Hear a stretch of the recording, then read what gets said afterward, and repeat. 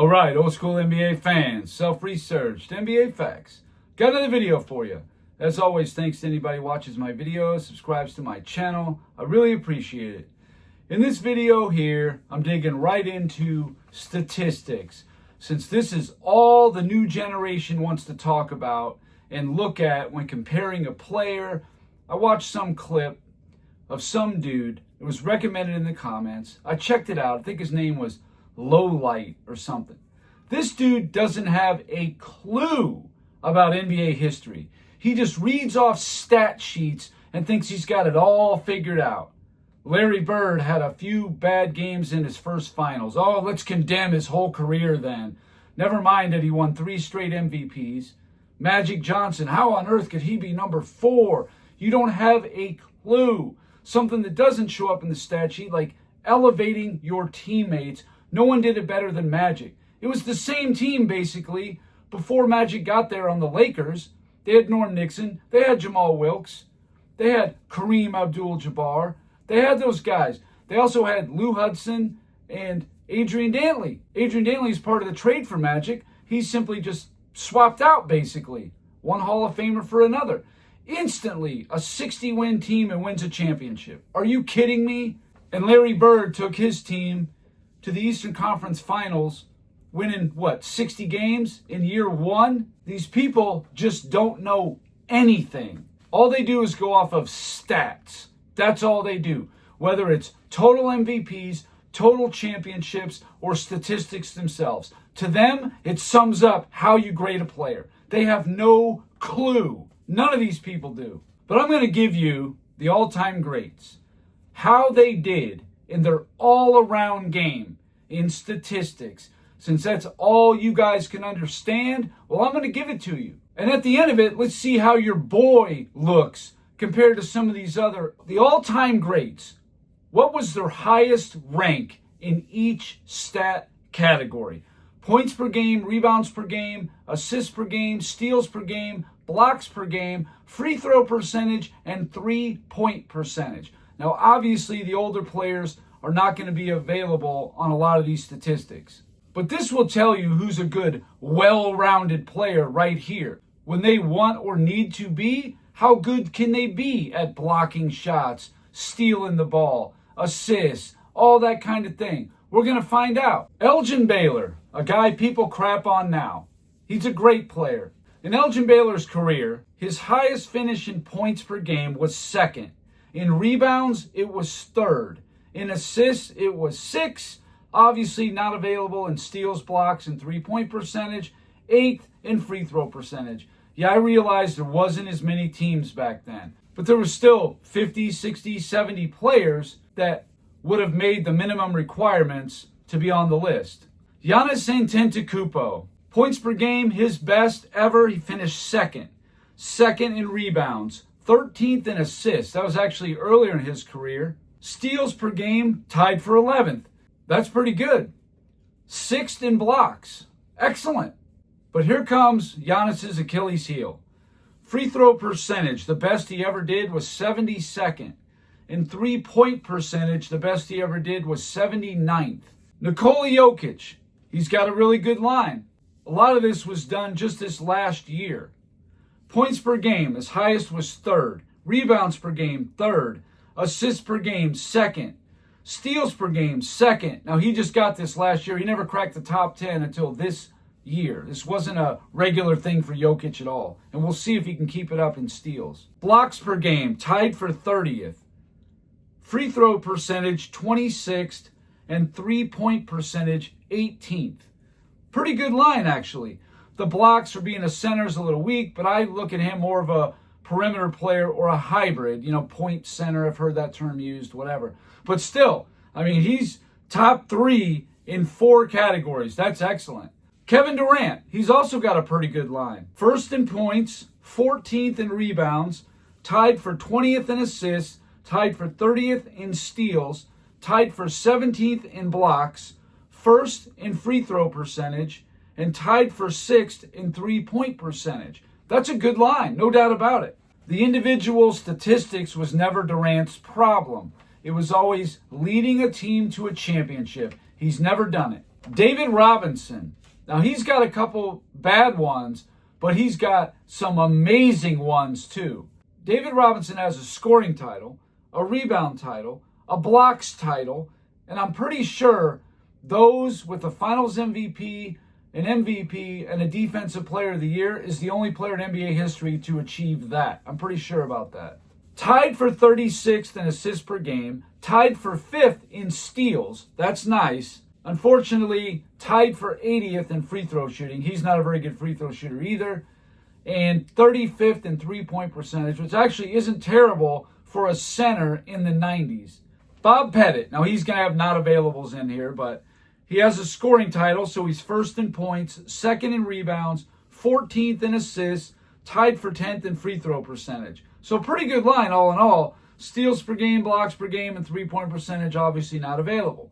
Kevin Garnett, pretty good line too. Actually a great line, except for three-point percentage. Third in points, first in rebounds, 14th in assists, 17th in steals, tied for 9th in blocks, tied for 18th in free throw percentage, which is very surprising. That's pretty good for a big guy. Tied for 50th in three-point percentage. But all in all, pretty good, well-rounded player we got here.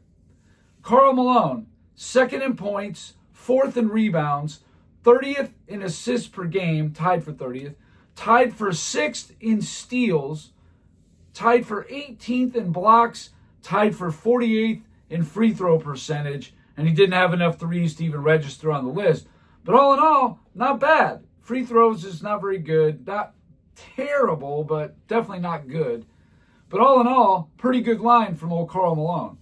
George Mikan, first in points, first in rebounds, 8th in assists, and 8th in free throw percentage. So that's solid. Not available in steals, blocks, and three-point percentage.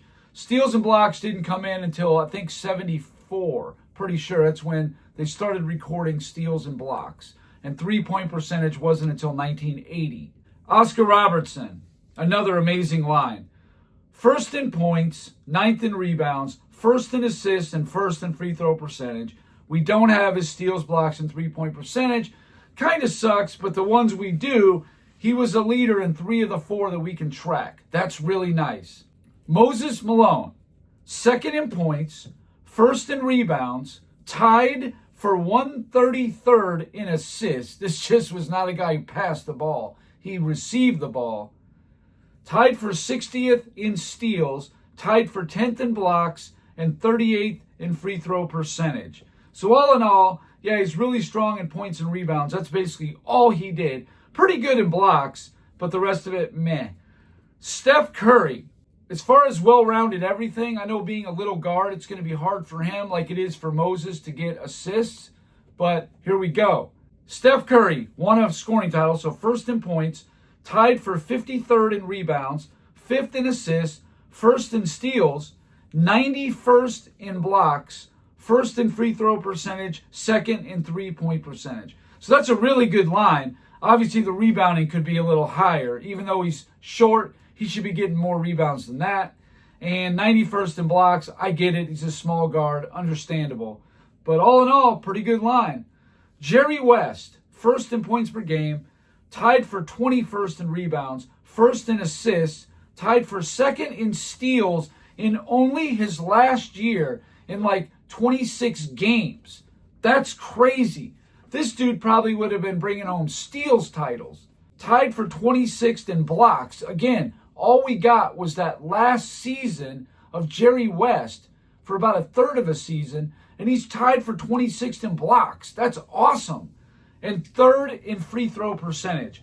So it's fair to say that Jerry West would have been a great, well-rounded player. He would have probably been, at one point or another, top 12 on everything. Now here's a guy that I tout often about a well-rounded stat sheet filler. And if you don't know, you're going to find out. For assists, as I said, one of the games before. Erving, 3 personal fouls, as does Magic Johnson. Johnson has his shot blocked by Julius Erving, and Ivoroni has it. He thinks he's home free. He's got to think that. He's got there, puts it up, and there's the doctor. Rambis has it blocked by Julius Erving. Blocked for Phillips. The doctor against Magic. Easy one. He's working Magic. Now, see, he's got there. Now he's got him. Sixers trying to become the second team in a decade to win a title. Now here's that play by Julius. The Sixers looking to take the lead, and they will.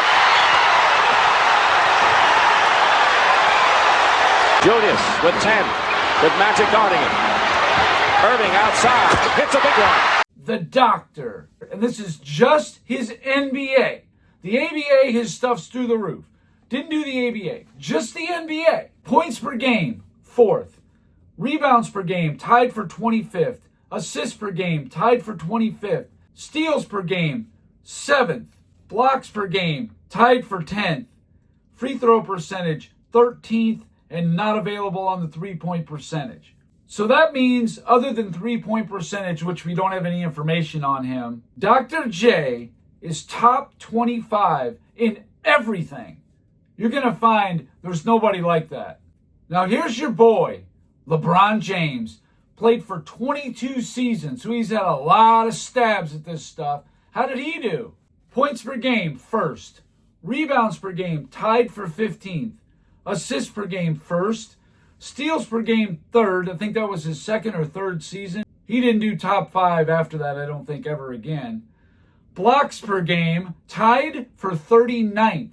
This is a guy who's 6'9", big athletic freak, yet only tied for 39th in blocks. Kind of weak, if you ask me.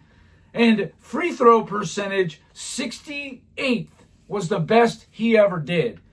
Three-point percentage, we hear about how great a three-point percentage guy he is, right?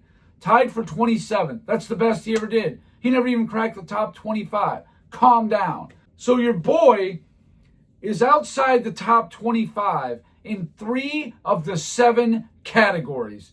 In one of them, he's tied for 15th in rebounds. A guy with all them rebounds, but he's not a league leader, is he? Because it's all about longevity, accumulating the stats, not per game. Oh no, per game is not LeBron's friend. Shaquille O'Neal, he's definitely got some issues on this stuff. 1st in points, 2nd in rebounds, tied for 54th in assists, tied for 107th in steals, 2nd in blocks, 120th in free throw percentage. Obviously, he's just a big bruising Hulk doing what Shaq does. We know what he does. He was never going to be high in stuff like assists, steals, and free throws, and three-point percentage. We know that. He is rebounds, points, blocks, like Moses. That's what he is. Doesn't mean it's bad, but if you want to talk about well-rounded and all that, yeah, most centers are not going to be that great. Tim Duncan, here's another example of a big guy.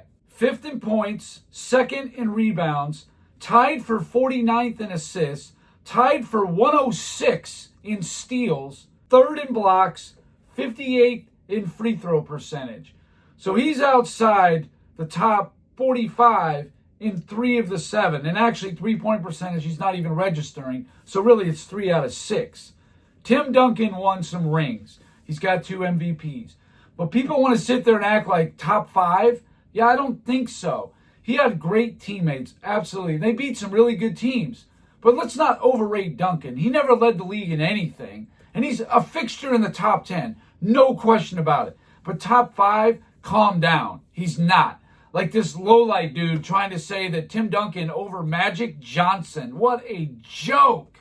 I'm sorry, but beating up on the 99 Knicks, the 03 Nets, the 07 Cavaliers, yeah, I don't want to hear it. Those are some pretty easy championships. Beating the Lakers, that was big for them. Tim Duncan is a great player and should be recognized as such. But are we going to talk about the failures? Losing 7 times with the home court advantage? Getting beat by Memphis in the first round when you're, a 63-win team? Let's not forget about that stuff. 2-0 lead in the Western Conference Finals and then get beat 4 straight. Let's tell the whole story. Hakeem Olajuwon. Olajuwon's best was 3rd in points, 1st in rebounds, tied for 64th in assists, 6th in steals, which is extremely high for a center, 1st in blocks per game, and 71st in free throws. So obviously, aside from assists and free throws, he didn't do very good, but he was top 6 in the other 4 categories. That's pretty awesome. Wilt Chamberlain. Obviously, he's only going to have a few And we all know he's going to be amazing, except for free throws. First in points, first in rebounds, second in assists, 34th in free throw percentage. Of course, that was a lot less players in the league at that time. I think he did shoot over 60% once, though. And then you got this guy who all of a sudden, oh, he really wasn't that good after all. Don't believe your lying eyes. Bird takes the ball away from Murphy. A 3-on-2 break, and there's Darren Day trying to finish it off. Does finish. Abdul-Jabbar.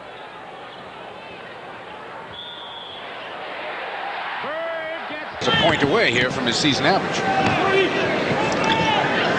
Bird wants it. This excessive enthusiasm has to be stomped on now. You know, in Boston, he ruined the chair. Cressy and Ainge on the re-steal. The Celtics have a 4-on-2 right now. McHale lays it in, count the hoop. There were another 6 different teams, also played for Louisville in the CBA. Here's Bird, gets a pick from McHale, from long range, Larry Bird. McHale, Catledge leaning all over. Bird comes out on the other side, finds the Chief. Here's another Nick trap, trailing by 1. Ainge quickly fires over Jackson and hits. Minutes remaining in the first quarter. The lead is 5 for the Celtics. They quickly double Bird, and what a shot! Larry Bird. Now, you want to criticize him about the 1981 finals that they won in 6, by the way, and grabbed 20 rebounds in a couple of those games. He had a legitimate shot at winning the 1988 MVP over MJ. Look at those stats he put up. They were ridiculous. Obviously, because of the defense, put Jordan over the top. But just offense, Bird is neck and neck with Jordan in 1988. Jordan's best individual season. Go have a look if you don't believe me. Larry Bird's career. He finished 2nd in points, 4th in rebounds, 13th in assists, tied for 8th in steals. His one Achilles heel, tied for 42nd in blocks, 1st in free throws, and 2nd in three-point percentage. That means, aside from blocks, Larry Bird is top 13 in all of it. Even Nikola Jokic can't say that. He's 30th in blocks, 26th in free throws, and 18th in three-point percentage. Bird is top 13 in everything except for blocks per game. That's awesome. Kareem Abdul-Jabbar, he had a pretty good line. 1st in points, 1st in rebounds, tied for 15th in assists, pretty good for a center, tied for 22nd in steals. Of course, you got to keep in mind back then there was fewer players, but still, let's give him his due, and it was going on when the ABA was going on, but whatever. 1st in blocks, 53rd in free throw percentage, so he does have one outside the top 50. But all in all, pretty good line there. Kobe Bryant, obviously 1st in points, tied for 46th in rebounds. I was a little surprised by that one. I thought it had been a little higher than that. Tied for 19th in assists, tied for 5th in steals, tied for 43rd in blocks, 12th in free throw percentage, and 27th in three-point percentage. So that's a very LeBron-like line right there. Now here's the guy, all of a sudden, who's overrated somehow, according to these young punks who don't know anything about NBA history, trying to crap on the great Magic Johnson. I mean, what a joke. A guy who did something better than any player who's ever played this game. And somehow he's what? Overrated? Magic Johnson, 10th in points per game, 12th in rebounds per game, 1st in assists, 1st in steals, tied for 56 in blocks, 1st in free throw percentage, and 18th in three-point percentage. That is an awesome line. A perimeter player probably isn't going to have a ton of blocks unless he's super athletic like a Michael Jordan, a Dr. J, Clyde Drexler, something like that. Even Dwayne Wade. But the only thing he's outside the top 18 in is blocks. That's it. Everything else is top 18. Like Larry Bird was top 13. This is well-rounded. These are great players. Magic first comes into the league. He passes a lot. He actually was the shooting guard. Norm Nixon was the point guard. But he was also playing a lot of perimeter defense and that kind of thing. He was a little quicker back then. But Pat Riley asked him to pick up some of the scoring slack as Kareem started to age. He did. Top 10 one year in points per game. He could do whatever you needed. Rebound, assist, obviously, points, a great free throw shooter, won a free throw title, won a steals title. He led the league in 3 of the 7 categories. A serviceable three-point shooter. And he was at least an adequate defender. No, he wasn't great, but his versatility is what helped him out. Bill Russell, 17th in points, 1st in rebounds, 6th in assists, and 28th in free throw percentage. About what you would expect. Now, if blocks and steals were in there, he definitely would have had block titles and he would have been high on the steals list. And that leaves, last but not least, this guy right here. To run. Jordan from deep. Yes. Here's Jordan. On Paxson and Jordan at the guard. That is Byron Scott opening against Michael Jordan. Jordan able to blow right by the rebound and fires again. By Cartwright. Oh, what a pass from Jordan. Jordan stepping off the pick and changed his mind. Here's Paxson. Yes. 3. Pippen for Jordan. That was just the first quarter of game 1 of his first finals ever, showcasing the whole array of skill set that this guy had. And I don't know if this is the best, but it's right up there. And I'd put this up against any player on this list, any player who's ever played, as far as being the best well-rounded player. Shannon Sharp once did a video about, oh yeah, LeBron's the best well-rounded. Really? Because listen to this. Michael Jordan, points, obviously first. Rebounds, tied for 32nd. Not terrible for a guard. Assists per game, tied for 10th. Steals per game, first. Blocks per game, tied for 17th. Free throw percentage, 16th. And three-point percentage, tied for 10th. So Michael Jordan was top 17 in everything except for rebounds, where he only finished 32nd. I think that one or Dr. J's is the best line. And considering Dr. J doesn't have three-point percentage on here, I tend to say it's Jordan. And Larry Bird's is awesome too. Or Larry Bird's.